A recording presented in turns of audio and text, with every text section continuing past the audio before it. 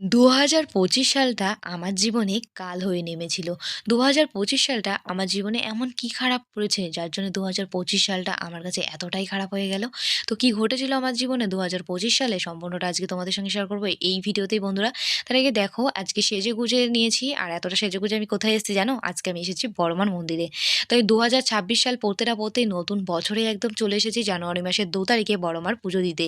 আমার অনেক দিনের একটা আশা ছিল যে সকালবেলায় যে বড়মার পুজো হয়, সেই পুজোটা আমি সামনে থেকে দাঁড়িয়ে বড়মার পুজো দেখব আর আমিও বড়মার পুজো দেব। তাই আমার এই আশাটা আজকে পূরণ হয়েছে। না শুনেছি বড়মা না চাইলে বড়মার কাছে কেউ কোনো ভক্তরাই আসতে পারে না বড়মার। তাই আজ স্বয়ং বড়মা চেয়েছে দেখেই আমি বড়মার কাছে আসতে পেরেছি। আমার খুব ভালো লাগছে আজকে এসে। জানো তো বড়মার মন্দিরে আমাদের সকাল ১০ টার মধ্যেই পুজো দেওয়া হয়ে গেছিল কমপ্লিট। তারপরে আমি বড়মার প্রসাদ খেয়ে গঙ্গার ঘাটে এসেছিলাম এখানে কিছু ফটোশুট করতে। এই জায়গাটা আমার খুব ভালো লেগেছে। আর এই জায়গাটা দেখো কতটা সুন্দর লাগছে। তো আমি দোলনা চড়তে খুবই ভালোবাসি। তাই এই পার্কের ভেতরে ছিল একটা দোলনা। এখানে ২ রকমের দোলনা ছিল। তাই দুটো দোলনায় আমি চড়ছিলাম। খুব ভালো লাগছিল। আর এখানে কিছু ভিডিও শুট করেছি, ফটো শুট করেছি। খুব ভালো লাগছে। বছরের শুরুতেই যে বড়মার পুজো দিতে পেরেছি বড়মার মন্দিরে এসে এটাতে আমার খুব ভালো লাগছে, আনন্দ লাগছে। আর নতুন একটা জায়গায় বেড়াতে এসে আমি খুব খুশি হয়েছি।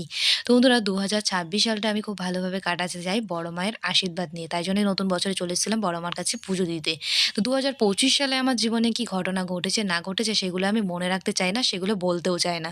তাই ২০২৬ সালটা সবারই ভালো কাটুক, বড় মা সবার মঙ্গল করুক। জয় বড় মা।